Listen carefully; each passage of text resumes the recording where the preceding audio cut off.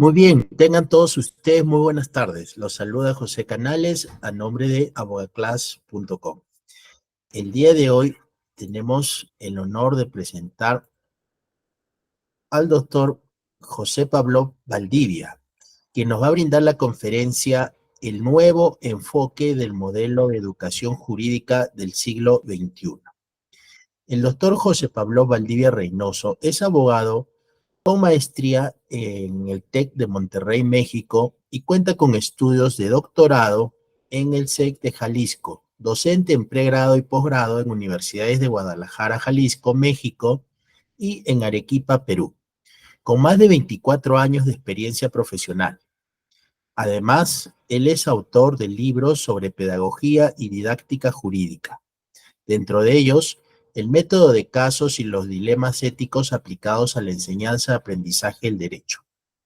Actualmente, maestrando en Pedagogía y Didáctica Jurídica por el UPNW, autor de diferentes artículos sobre el tema de la educación jurídica, expositor y conferencista en diversos congresos nacionales e internacionales vinculados al tema de la educación en derecho. Productor ejecutivo para TED Characato y TED Internacional desde el año 2015. Mi estimado José, te damos la más cordial bienvenida y estás en tu casa, abogaclass.com.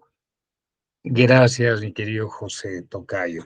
Muy buenas noches a todos los que se conectan o los que van a escuchar esta conferencia ya grabada posteriormente para que puedan tener acceso en el horario que ustedes lo deseen. Bien, me ha tocado tocar un tema muy interesante que precisamente parte de a lo que yo me dedico, ¿no? Entonces, esto es un poquito como un reto para mí desde hace ya algunos años, desde que yo me inicié en la docencia universitaria, sobre todo en el ámbito del derecho, como abogado, sin formación pedagógica, pero que implica también un compromiso, ¿no? Entonces, bueno, lamentablemente no vamos a poder compartir un extracto de una serie que me cautivó, que fue la razón por la que quizás yo decidí estudiar derecho, y que fue precisamente una serie que se llamó Alma Mater. La traducción, digamos, al inglés, que era The Paper Chase, como el papeleo, era más bien un poco traducida como la vida de un estudiante.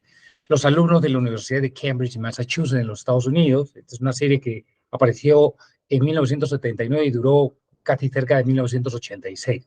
Y fue muy famosa, sobre todo entre los estudiantes de Derecho. ¿Por qué? Porque sin saberlo, nos adentramos a conocer un poco el método de caso, es decir, en esta Facultad de Derecho de esta universidad, pues se tomó un poco este ejemplo, digamos, de un método que tiene más de 100 años, pero que es actualmente también muy efectivo para la enseñanza-aprendizaje del derecho. Y lo que me gustaba a mí mucho era que este profesor Kingsfield, que tenía mucha fama de ser un muy buen abogado y sobre todo un muy buen docente, porque les ayudaba con el método socrático a sus alumnos a reflexionar acerca de los casos más emblemáticos de la Corte Suprema de los Estados Unidos, ¿no? Entonces, eso para mí fue un derrotero al principio. Yo pues ingresé a la universidad precisamente en la Católica de Santa María, aquí en Arequipa, en 1986, ¿no? Justo cuando terminó la serie. Y fue muy ilustradora porque me enamoré de la carrera de Derecho y pensé que de pronto a lo mejor podía ser algo así, la enseñanza-aprendizaje del derecho, sobre todo en mi experiencia universitaria. Y no fue así. En realidad yo me acuerdo cuando ingresé a la Facultad de Derecho, eh, yo recibí, la mayoría de mis profesores, por supuesto, eran muy prestigiosos, abogados que ya con una trayectoria bastante grande y de prestigio. Otros no lo tanto. Eh, pero había un común denominador en la mayoría de los profesores, ¿no? Que utilizaban la clase magistral permanentemente para enseñar, unos mejor que otros, pero era básicamente el método de enseñanza-aprendizaje que utilizaban también en esta serie, ¿no? Y pues bueno, yo la verdad que soy una persona muy hiperactiva, entonces creo que sufría de trastorno de déficit de atención en aquel momento porque me dormía de las clases aburridas.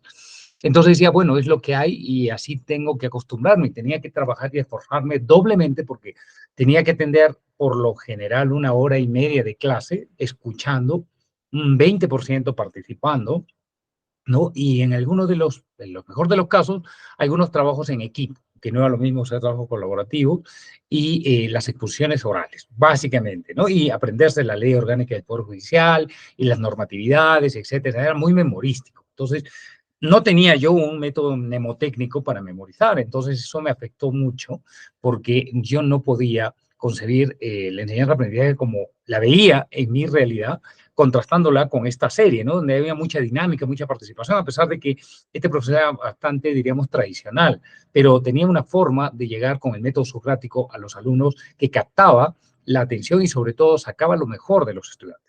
Yo también tuve muy buenos profesores que utilizaban ese método, pero eran las circunstancias, ¿no? Pero bueno, entonces esto me llevó como una anécdota rápidamente a emigrar. Salí invitado por un congreso a Guadalajara, Jalisco, México, en el año 2000, y ahí me quedé 16 años. Esa invitación se tornó en 16 años, que fueron de mucho aprendizaje, sobre todo en el derecho. Entonces, cuando me asignaron en el TEC de Monterrey, una universidad muy prestigiosa, en la Escuela de Derecho y Negocios, una primera materia de Derecho de la Empresa, pues dije, bueno, voy a enseñar como yo tenía la experiencia de que podíamos enseñar o podía enseñar, y como había aprendido.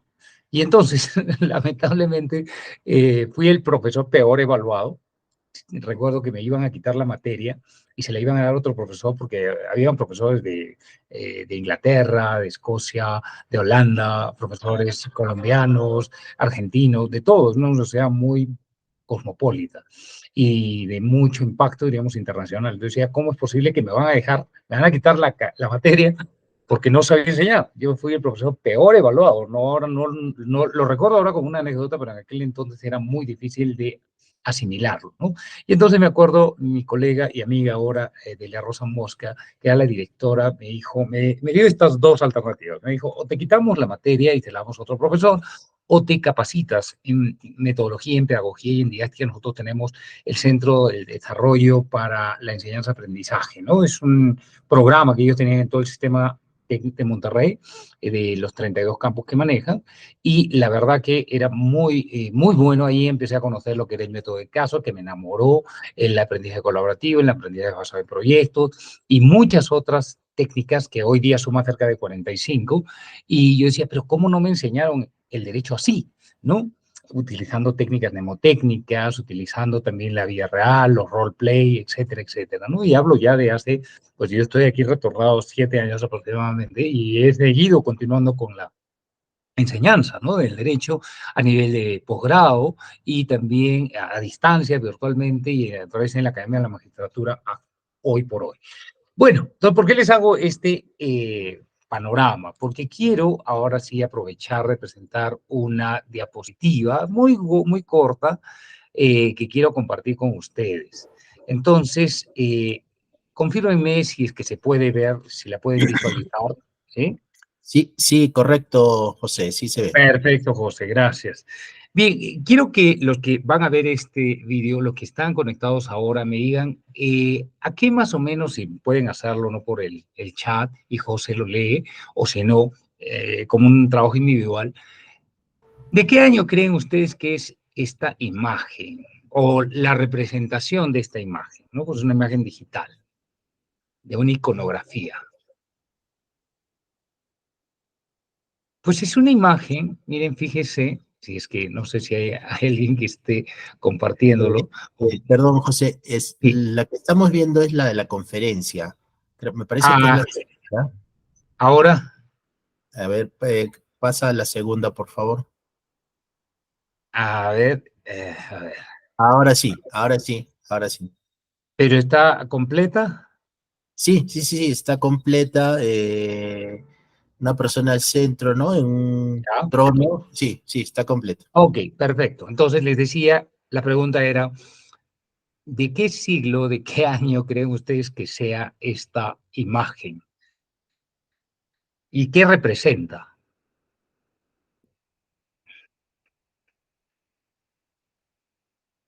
Bueno, vamos leyendo por acá algunas respuestas en el chat. Me indican un juicio en la Edad Media, una corte en la Edad Media. ¿Ya? A ver, ¿alguien más?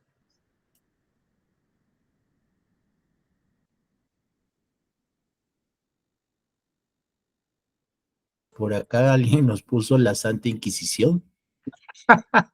No, no tanto así. Mire, es una clase en una universidad medieval, en la famosa universidad, la más antigua del mundo, la Universidad de Bolonia, en Italia. Y así se impartía, más o menos era la cátedra. El docente que está sentado en la imagen principal al fondo era el catedrático, era el doctor, era el doctor, el que conocía, el que impartía desde su cátedra, sentado, porque era un simbolismo también, ¿no? La cátedra se da sentado, se imparte sentado porque es un mensaje importante que hay que comunicar. Y los alumnos están sentados, ¿sí? A los costados, mirándose uno a otro, ¿sí? Y uno al lado del otro. Y estaban allí los que asistían, ¿no? Para llamar la atención, eran un poquito como los asistentes de la cátedra, que se encargaban de, con esos instrumentos que llevaban, de dar palmadas a los alumnos, digamos, para conservarles la atención, ¿no? Como una llamada de atención, los golpeaban. Entonces, así era más o menos la dinámica. Entonces, ahora quiero que observen esta otra, que es ya del siglo XX. ¿Qué le encuentran de distinto? Es una imagen de una clase. Por acá nos escriben, quizá digamos los alumnos no están tan ordenados, ¿no? Están un poquito más libres.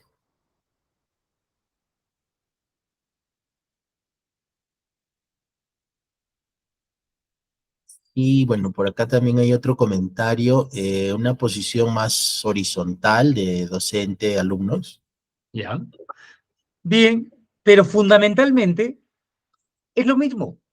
O sea, está el docente enseñando y están los alumnos al frente, ¿sí? Solo que aquí ya no hay los asistentes, no están los asistentes del catedrático para llamar la atención a quienes están durmiendo, ¿no?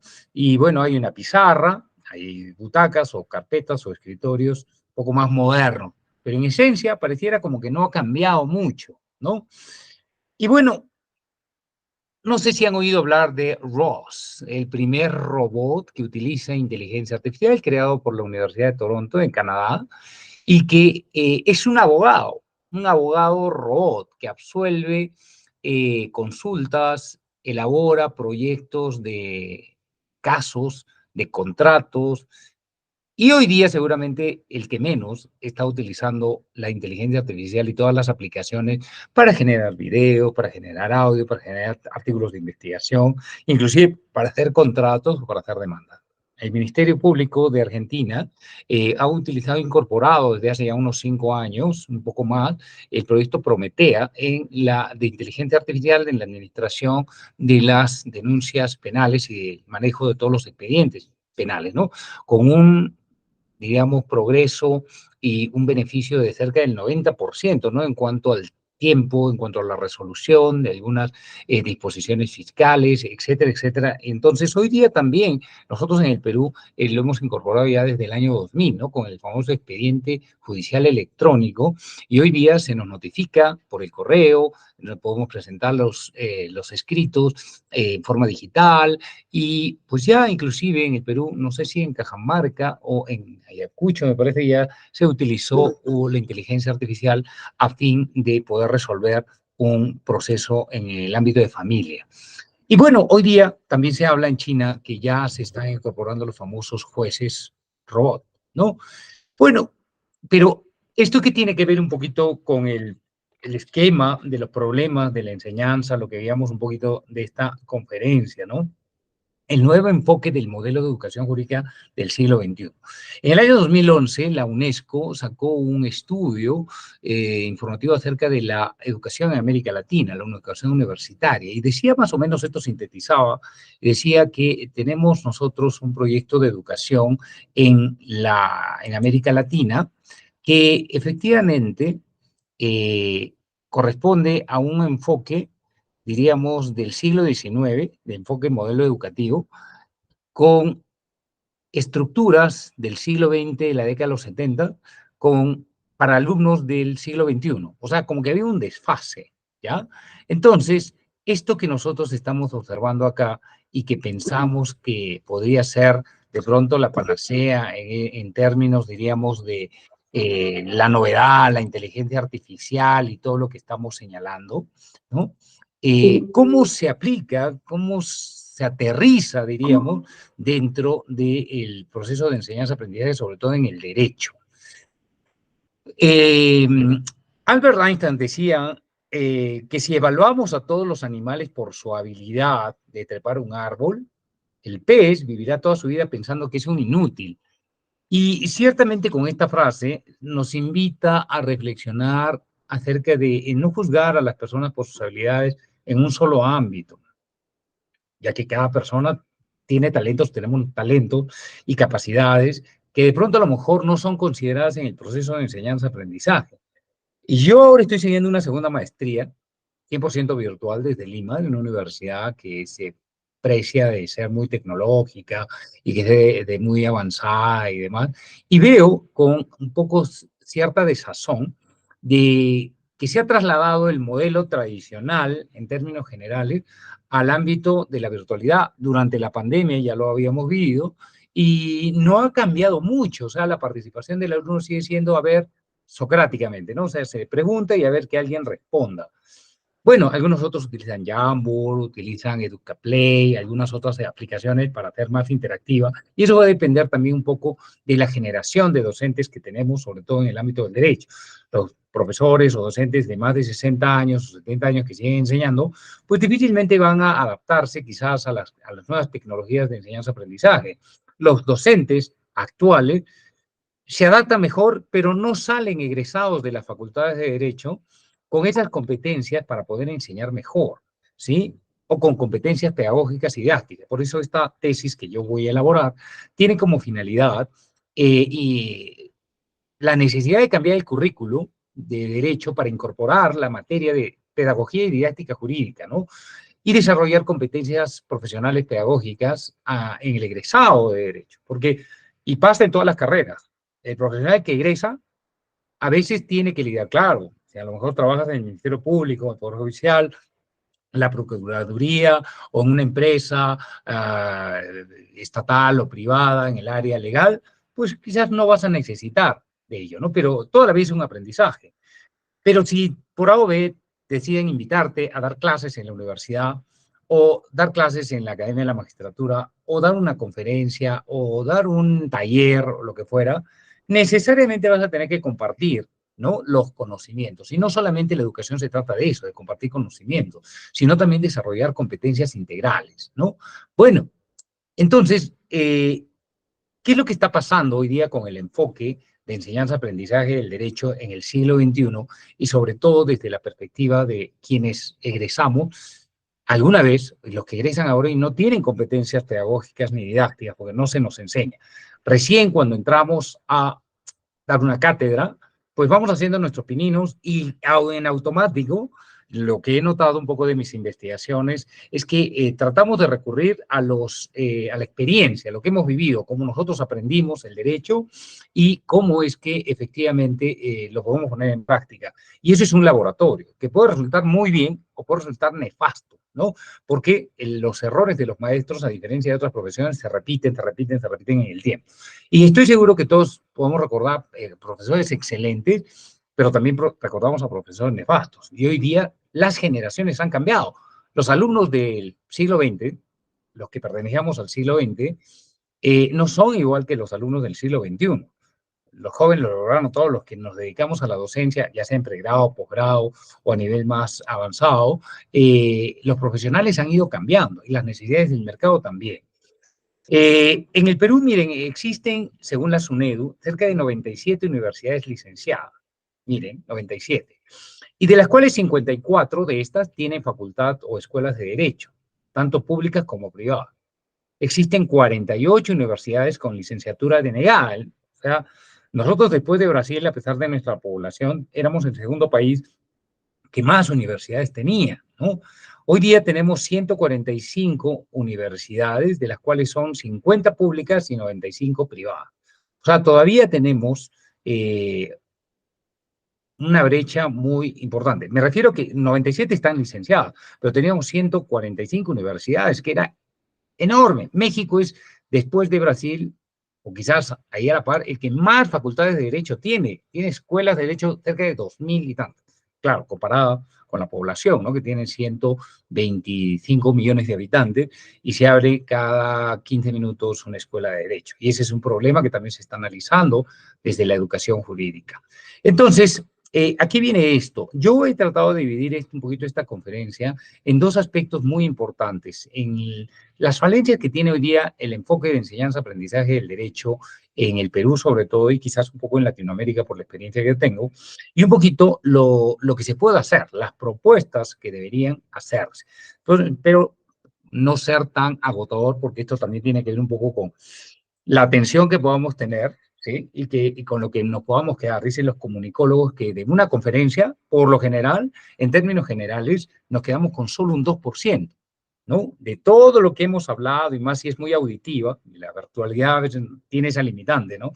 Nos permite hablar, bueno, también quizás interactuar, esta es una charla más que un taller, pero tiene mucho que ver también el lenguaje no verbal del ponente, de la claridad con la que habla, de la dicción, un poquito del proceso que sigue coherente en su conferencia. Hay muchos aspectos, ¿no? Entonces yo no quiero agotarlo con aspectos teóricos, sino más bien con propuestas de análisis. Miren, en el Perú, la enseñanza que nosotros hemos heredado de un modelo prusiano que permitía formar soldados, por así decir, ha venido también evolucionando, ¿no?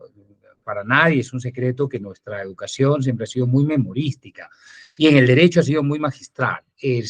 Por un muy buen tiempo, el enfoque y la importancia de la enseñanza, aprendizaje del derecho se basaba en el abogado que enseñaba.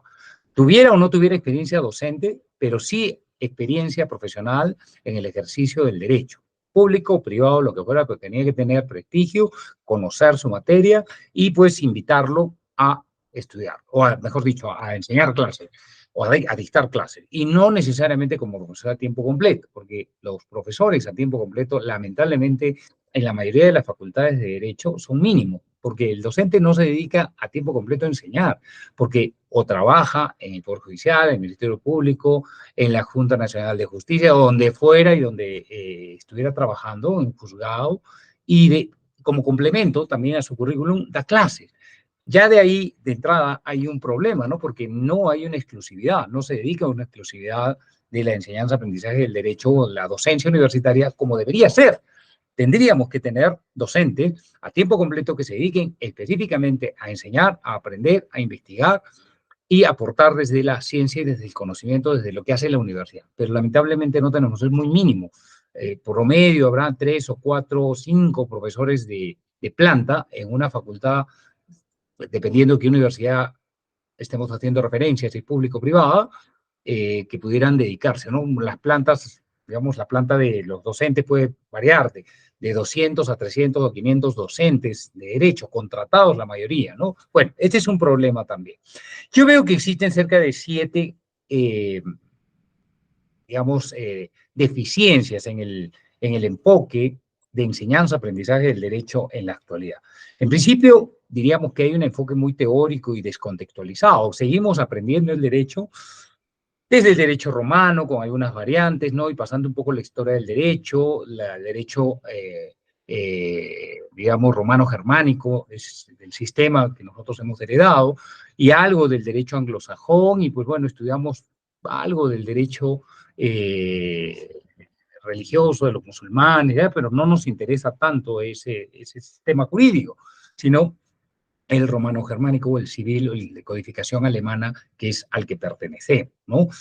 Pero, ¿por qué digo teórico y descontextualizado? Porque si ustedes revisan las mallas curriculares, yo para esta maestría estoy revisando las mallas curriculares de la mayoría de las universidades, he revisado las 8 que existen aquí en Arequipa, y todas contienen exactamente, prácticamente lo mismo. Son gemelas en un 95%. Algunas varían porque insertan, por ejemplo, una universidad privada católica aquí, inserta la materia de derecho canónico, ¿no? Que ya prácticamente ninguna universidad, ni siquiera en la Católica de Lima, se imparte, ¿no?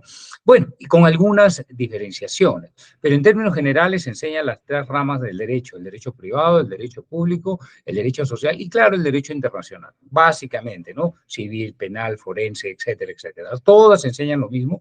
¿Y por qué digo descontextualizado? Porque hoy día el mercado laboral, sobre todo para los abogados, ha cambiado. Hoy día los requerimientos de las empresas, el requerimiento de las instituciones públicas, del servicio al cliente, del servicio al ciudadano, ha cambiado y te requiere un nuevo enfoque de servicio y de profesionales que egresen en el derecho.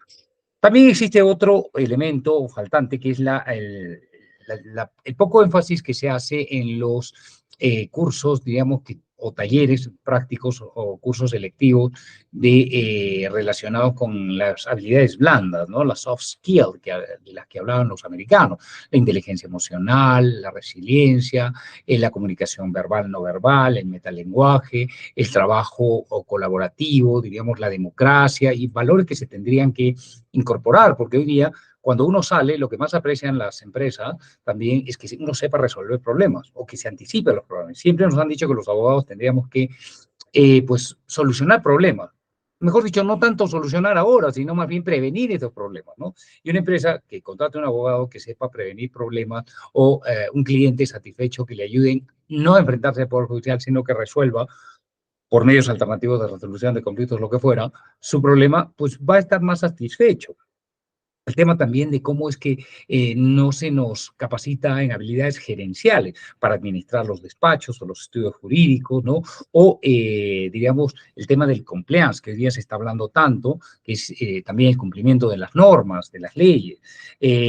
Otro elemento también son los planes de estudio, que son muy rígidos. Ya les decía, la mayoría de los planes de estudios o los currículos de las facultades de Derecho contienen los mismos cursos, unos a veces en el segundo semestre, otros en el tercero, otros en el cuarto, pero si ustedes hacen un contraste, como una radiografía, van a encontrar que son los mismos cursos.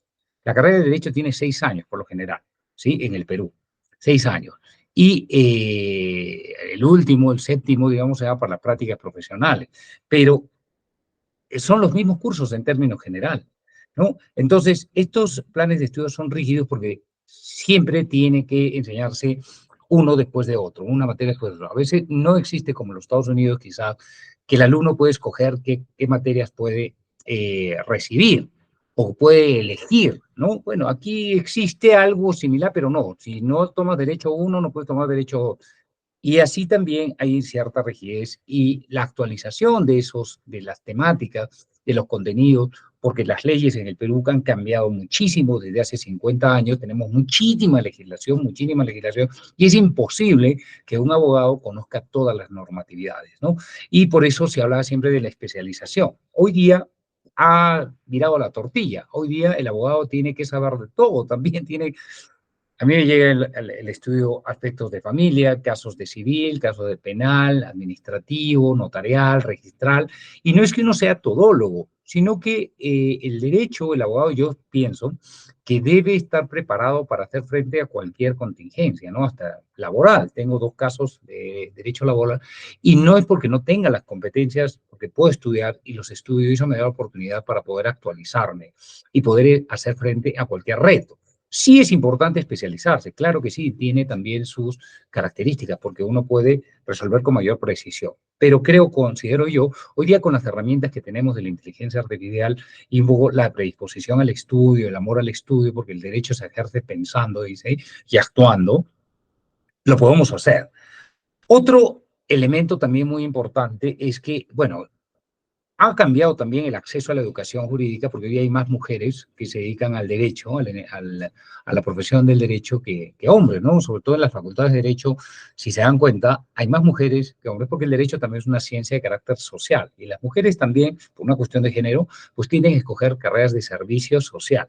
Y eso es muy bueno, eso es muy importante, ¿no? Pero, ¿qué pasa, por ejemplo, en nuestro país, en la sierra o en la selva, donde quizás no hay tanta posibilidad o no hay una posibilidad, digamos, de poder encauzar todo este bagaje de jóvenes que desean estudiar una carrera y de pronto no tienen acceso a hacerla virtualmente, porque hoy día ya las carreras virtuales de pregrado la SUNEDU las ha suspendido en las universidades, ¿no?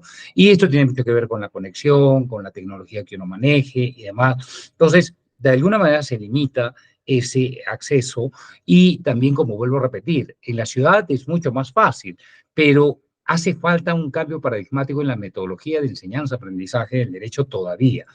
Yo tengo algunos amigos que están estudiando la carrera de Derecho en forma semipresencial y hay unas universidades que son relativamente nuevas. Y a mí me asombra los trabajos que les dejan. O sea, todavía se piensa que si se le deja 5 PDF y tienen que hacer de un día para el otro una crítica, una jurisprudencia o lo que fuera, ya están aprendiendo derecho. Y ese es un craso error, porque para enseñar a una persona pero hay que conocerla y hay que saber quién es el alumno y qué contexto, su realidad económica, cultural, social y demás, porque no todos pensamos igual. Hoy día todavía el enfoque de la enseñanza de la educación universitaria se ha hecho para todos, es decir, tiene que ser muy democrática y muy homogénea. No se piensa en que todos aprendemos de manera distinta y somos diferentes, ¿no? Ese es un gran reto que tiene la universidad, la educación universitaria, no solamente en el Perú, sino a nivel internacional. ¿Cómo hacer para que la educación, la enseñanza de aprendizaje sea también personalizada? Es un gran reto, porque no podemos dedicarnos a enseñar a 90 alumnos de la clase de manera distinta cada uno, ¿no? Bueno, pero tenemos que buscar soluciones que permitan explotar de la manera más adecuada la inteligencia que manejan, como decía Goleman, ¿no? Las inteligencias múltiples que cada quien tiene, ¿sí? Yo, por ejemplo, me defino como que tengo una inteligencia espacial, porque me gusta mucho la pintura, me gusta mucho lo que yo soy más visual, ¿sí? Y kinestésico, no soy tan auditivo. Pero bueno, esos son uno de los retos. Otro, un penúltimo, digamos, defecto que pudiera encontrar yo en la educación jurídica en el Perú es que los alumnos todavía no participan en el diseño curricular de sus carreras, ¿no? De las carreras de derecho. No se le pregunta al alumno qué le gustaría aprender, cómo le gustaría aprender. ¿No? Porque el alumno se matricula y se sienta y tiene que recibir lo que se le da. Eso es lo que hay y de esta manera tienes que aprender el derecho. Y tienes que seguir memorizando. O sea, yo me acuerdo que sí, nos pedían llevar nuestro código y tenemos que subrayarlo. Es una técnica interesante, pero hoy día ya no es necesario cargar un código, porque uno tiene la inteligencia artificial o tiene los PDF famosos, ¿no? Y puede tener su biblioteca virtual. Claro, la diferencia entre un libro y un formato digital es grande pronto, pero en términos prácticos, a mí a veces me funciona más rápido ubicar en un PDF que en un código, ¿no? En mi código civil, buscar el artículo, salvo que ya lo tenga o ya lo conozca, ¿no? Bueno, y finalmente, la forma de evaluar también. Esto tiene mucho que ver con cómo nosotros hemos venido evaluando el aprendizaje de los futuros abogados en las universidades. Los exámenes escritos se desarrollaron en el siglo 1000 o el siglo X en China. A los servidores del emperador normalmente se les ubicaba en cubículos independientes y respondían una serie de preguntas de manera independiente. Y esos que respondían correctamente eran incorporados posteriormente al servicio del emperador. Había un proceso de selección muy riguroso. Bueno, pero hoy día también hacemos lo propio. Yo soy un ferviente opositor a que el gran porcentaje, digamos, la mayor importancia de los exámenes se les dé a los exámenes de preguntas abiertas, cerradas o las que fueran, ¿no? Sobre todo cuando tienen carácter memorístico. ¿Por qué? Porque no todos sabemos memorizar y no nos enseñan a memorizar. Yo no he visto que en las facultades de Derecho se nos den técnicas mnemotécnicas para aprender.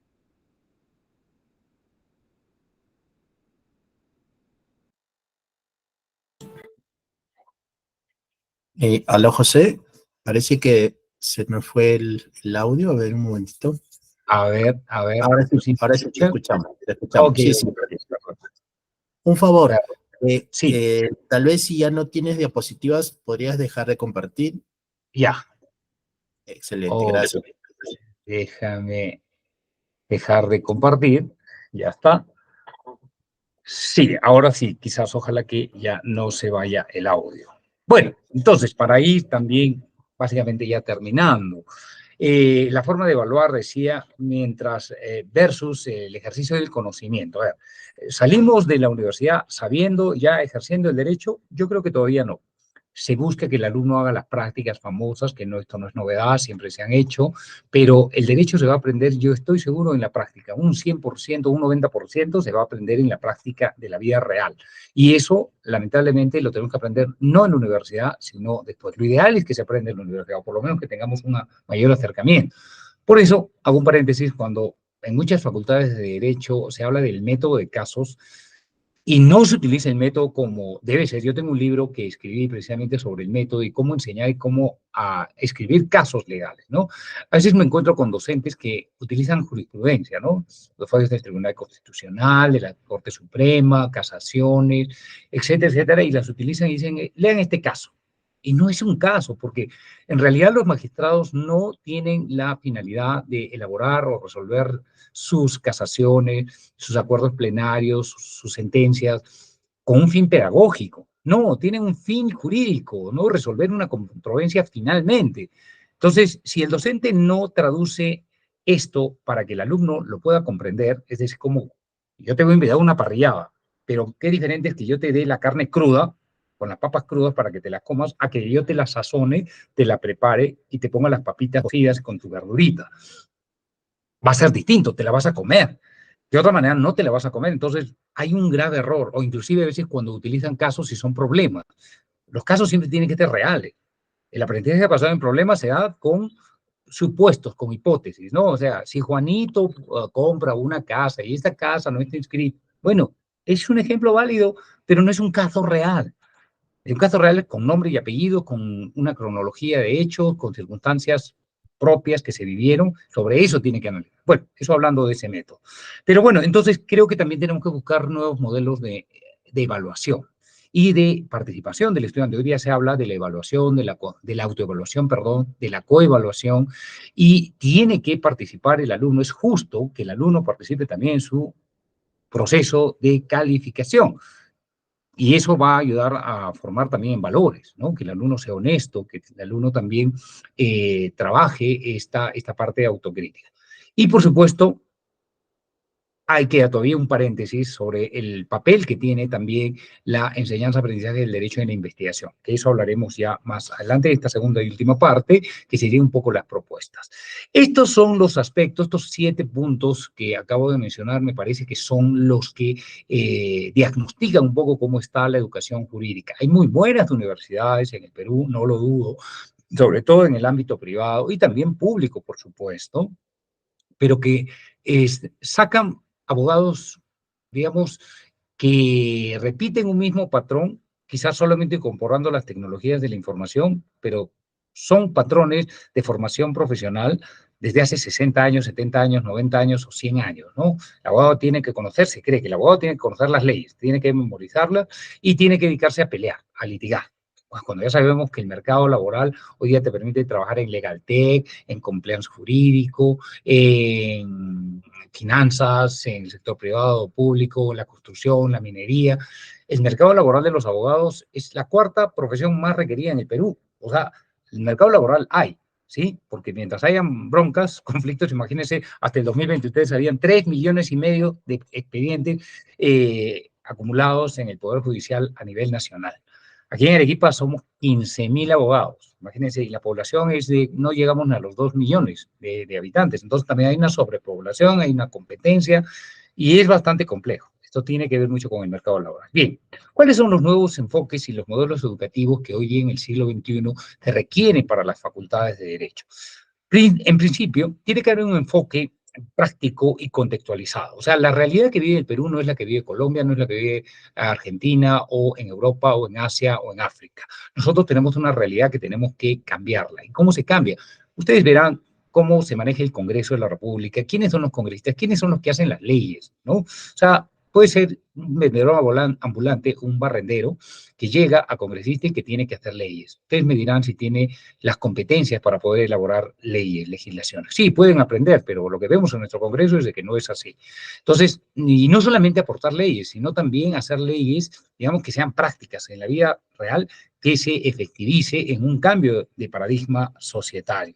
Y esto tiene que inculcarse también en los estudiantes, o sea, que los egresados de Derecho tengan esa posibilidad de resolver conflictos no solamente interpersonales, sino también interinstitucionales entre el Estado y la sociedad. O sea, yo no recuerdo haber recibido una clase o un taller de elaboración de normas jurídicas, ¿no? O sea, ¿por qué? Porque, bueno, no todos van a salir y van a postular a ser egresados, pero si ustedes se dan cuenta, hemos tenido muchos presidentes abogados y congresistas abogados y políticos abogados. Es bien curioso, entonces eso también es un signo, ¿no?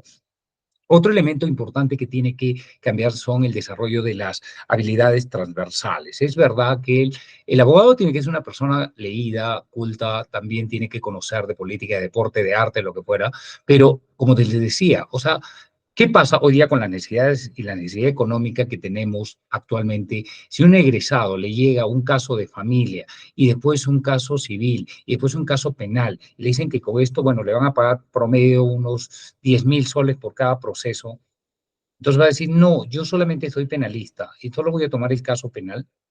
Pues yo creo que no, no sé, salvo que ya lo tenga todo trabajado, esté trabajando en el estudio del papá y pues ya tenga una cartera de clientes. Yo creo que tiene que haber esa apertura mental de los abogados, de los futuros abogados, y que no solamente se dediquen, claro, a la parte litigiosa, que también es bastante importante, sino que también hay aspectos que están, digamos, son como las cenicientas de la formación profesional. A mí me encanta la enseñanza del derecho, enseñar, me gusta enseñar y me gusta también, por supuesto, investigar. Entonces, pero es un campo bastante mal pagado. Por eso, bueno, prefiero dedicarme al derecho, a ejercer mi carrera, asesorar en casos legales que ya no más que esperar a que a fin de mes me paguen 2.500 soles por un curso que imparta, o a veces menos, ¿no? Bueno, son cuestiones de preferencias también y de objetivos que uno tiene en la vida como profesional y de su realización personal. Aquí quiero también hacer hincapié en los modelos de enseñanza o las técnicas metodológicas de enseñanza-aprendizaje. Hacía referencia al método de caso, que es uno de tantos, ¿no? Pero hay cerca de 45 técnicas metodológicas de enseñanza-aprendizaje según el Observatorio de Innovación Educativa del Tecnológico de Monterrey, una de las instituciones más prestigiosas a nivel educativo superior en América Latina, y que hablan del aprendizaje basado en el error, el aprendizaje basado en la investigación, el aprendizaje ubicuo, el aprendizaje social, el aprendizaje autónomo, el aprendizaje móvil, etcétera. Herramientas tecnológicas que uno como profesor o que no haya tenido formación pedagógica dice, pero ¿cómo se manejan estas técnicas o tecnologías o técnicas de enseñanza-aprendizaje o metodologías de enseñanza-aprendizaje? Pues bueno, welcome to the teaching. O sea, tenemos que adentrarnos a estudiar y ahora pues capacitarnos, autocapacitarnos, autoformarnos en estas técnicas. Hoy día se habla de gamificación, hoy día se habla de flipper class, la clase invertida, etcétera, etcétera. Entonces, si un docente actualmente no conoce de esas técnicas, de esas herramientas, va a parecer, discúlpeme, un profesor handicap, ¿no? Es decir, con limitaciones. ¿No? Pueda no caminar, de pronto a lo mejor no ver, no degustar, etcétera. Tiene que haber un proceso de enseñanza. Y yo creo que estas metodologías, 5 metodologías que yo sugeriría que se deben incorporar al proceso de enseñanza-aprendizaje.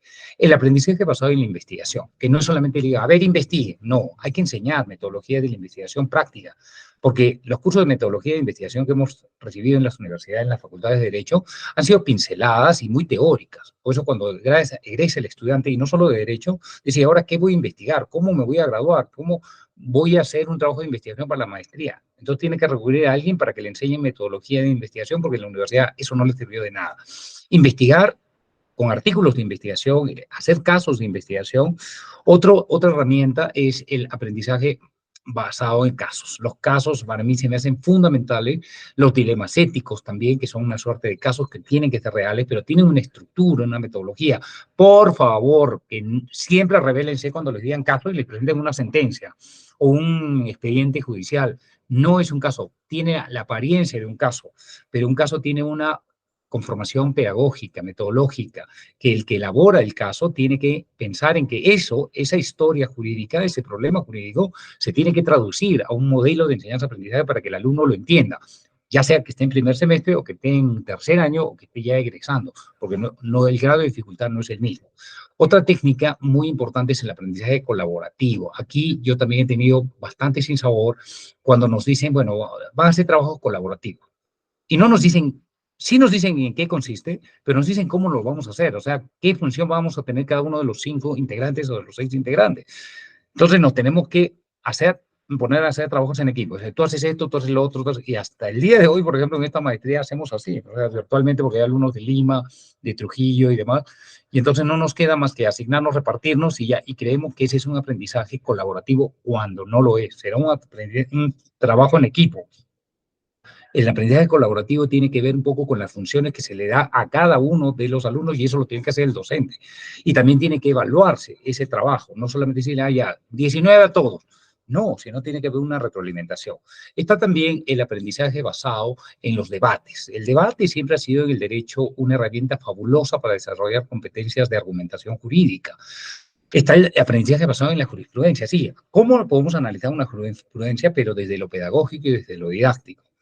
Está también el aprendizaje basado en la inteligencia artificial. La inteligencia artificial no es un enemigo. La tecnología, los celulares, las tablets y todo lo demás no son enemigos, son amigos y se pueden utilizar estupendamente bien como se hace para poder generar conocimiento.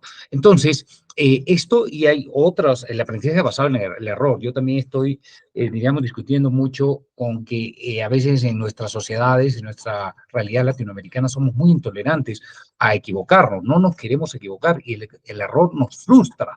Pero es bien curioso porque en la vida es así. En la vida, cuando aprendemos de la riqueza que tenemos de la experiencia de vida, se basa no solo en los éxitos, sino casi fundamentalmente en los trancazos que nos hemos dado y las veces que nos hemos equivocado. Hay equivocaciones y equivocaciones.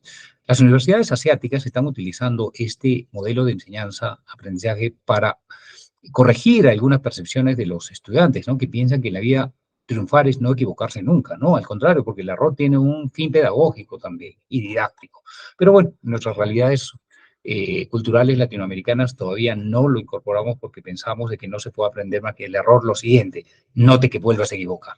Bueno, existen otras técnicas metodológicas, muchísimas, les decía, cerca de 45, que son las que actualmente se están utilizando en muchos ambientes educativos, ya sea a nivel inicial, primaria, secundaria, pregrado, posgrado, pero tiene que conocerla, uno tiene que conocer y autoformarse también. Los planes de estudio tienen que ser flexibles y actualizados. Hay que hacer, yo no he visto que las universidades, muy pocas hacen la Pontificia Universidad Católica de Perú, la Universidad de Piura, a veces la San Ignacio de Loyola, hacen estudios de mercado, de marketing, para ver qué carreras son las más demandadas, ¿no? Y es importante hacer estudios que en el ámbito del derecho, en el mercado laboral del derecho, nos digan qué es lo que están necesitando las instituciones públicas y las instituciones privadas, inclusive a nivel internacional, para formar e incorporarlas en los estudiantes, ¿no? Como parte de los cursos lectivos obligatorios, diríamos, de las facultades de Derecho. Tiene que abrirse un poco más. Yo estoy convencido de que el hecho de que en algunos lugares no hay acceso a Internet, la tecnología no haya llegado o los elementos socioeconómicos no permitan tener a los alumnos una computadora, una tablet, pero eso no significa que no podamos flexibilizar la calidad de digamos, más que de la calidad, el alcance de la educación, de la formación. En Derecho hay facultades de Derecho a nivel internacional que hoy día forman profesionales con dobles grados o con grados avalados por universidades de prestigio. Yo no le veo ningún inconveniente en que uno reciba su formación profesional 100% virtual, pero claro, ahí entra el papel de la SUNEDU, el papel del INDECOPI, de que efectivamente sea calidad lo que se reciba y no cantidad. Y finalmente, el tema de la inteligencia artificial y los desafíos que esta tiene hoy en día, ¿no? Los derechos, diríamos, de la inteligencia, los derechos intelectuales y, por supuesto, también los nuevos retos que están existiendo hoy en la actualidad, desde lo bioético, desde el compliance, desde las normas jurídicas, y algo que es muy importante, considero, con este último manual que elaboré de dilemas éticos, nuestra profesión si bien es cierto, es muy importante y ha tenido mucho prestigio a lo largo de los años, también ha devenido en un desprestigio que a veces se utiliza en son de broma, porque nos dicen que, ¿en qué nos parecemos los abogados a los plátanos? En que ninguno es derecho, todos son chuecos, ¿no? ¿Cuál es la solución y la diferencia con la disolución? Pues la disolución es tirar un abogado en una piscina de ácido. ¿Y cuál sería la solución? Tirarlos a todos. Y bueno, hacen tantos chistes relacionados con nuestro comportamiento deontológico, exológico, pero sí es verdad que necesitamos no estudiar la ética, sino practicarla desde un punto de vista real, analizando la situación real de las empresas, de las instituciones y por medio de técnicas como el design thinking o las técnicas de innovación y creatividad, como los 7 sombreros de Edgar de Bono, además, hacer propuestas de solución innovadoras y creativas, ¿no? Con patrones, modelos que se puedan poner en práctica. Y eso tiene que hacerse también en las universidades. Bueno, nada más, finalmente les dejo algunas referencias, ¿no? Eduardo García Maínez, mexicano, decía que, bueno, él hace una propuesta también de la enseñanza del derecho basada en la formación de juristas críticos y reflexivos. O sea, el abogado que egresa tiene que estar reflexivo y crítico de su realidad, de lo que vive y proponer, no solamente criticar, sino proponer, hacer propuestas de solución. Y Roberto Mangabeira, un español, decía que había que proponer un sistema al alternativo positivo que tenemos nosotros, que se transforme también el derecho en justicia social y transformación social, no de carácter ideológico de izquierda, no, sino que el derecho es una ciencia humana y hay que servir a la sociedad para cambiar el paradigma de lo que estamos viviendo. No hemos aprendido nada de la Primera Guerra Mundial ni de la Segunda Guerra Mundial porque hoy día tenemos guerra y una posibilidad de una guerra nuclear. Hoy día no hemos aprendido nada acerca de la pobreza porque seguimos empobreciendo con políticas socialistas, demagógicas, populistas. Hoy día nos estamos trayendo entre las patas, discúlpeme que hable así, al clima, la contaminación, pero también una formación ciudadana que no se está viendo. En el Perú, lamentablemente, llegan congresistas mochasueldos, ¿no? Ladrones, mentirosos, casi delictivos. Eso es lo que estamos formando en la sociedad. Y son personas que a veces tienen profesión, otras no lo tienen o son empresarios muy corruptos y muchos de ellos lamentablemente son abogados, ¿no? No digo todos, pero sí, o sea, algo tenemos que hacer y la universidad no puede permanecer nada más, puede dedicarse a seguir sacando profesionales así a granel. Pérez Luño, Luis Ferragoli, de Europa y Norteamérica, Duncan Kennedy decía que hay que formar un enfoque con un enfoque crítico, analizando las relaciones de poder que tiene el derecho, ¿no? Y bueno, miren, la enseñanza del derecho del siglo XXI enfrenta una serie de desafíos que requieren no solamente de la participación de las universidades, sino también de los alumnos, de los futuros profesionales, desde donde estemos y con un nuevo paradigma, ¿no? De innovación, de creatividad para resolver los problemas legales de una forma crítica y propositiva. No solamente se trata de criticar, sino fajarse, remangarse las mangas de la camisa y ponerse a trabajar.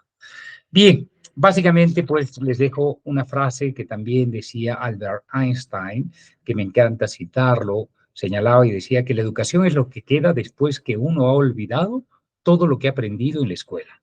El aprendizaje es experiencia, todo lo demás es información, decía, y que la creatividad es ver lo que todos ven y pensar lo que nadie más ha pensado. Creo que ese sería un poco el corolario de esta pequeña charla y pues quedo a su disposición para cualquier pregunta que hubiera, si la hay.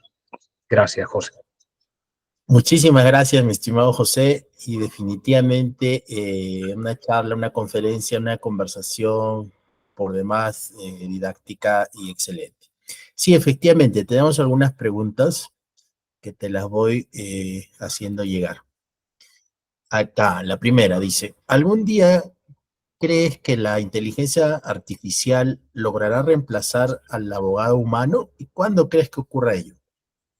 No, porque miren, a ver, si yo les digo, ustedes conocen Alexa o Siri, ¿no? Y el que menos tiene eso, yo tengo aquí Alexa, y cuando le digo, bueno, Alexa, a ver, dame una rutina, y me da una rutina. Digo, a ver, búscame esta ley. Bueno, ahorita está, está respondiendo Alexa, ¿no? Pero, Alexa, apágate. ¿Quién quisiera tener una conversación humana de entendimiento de la realidad de un humano con un robot? Sí, es verdad, necesitamos soluciones, pero yo he visto por la práctica, creo que todos los abogados nos hemos encontrado con situaciones de la vida real, de la vida práctica, donde el agraviado o el imputado a veces sufre. Y el abogado tiene no solamente que darle una solución legal, sino también una solución, digo, hasta cierto punto, de carácter humanitario.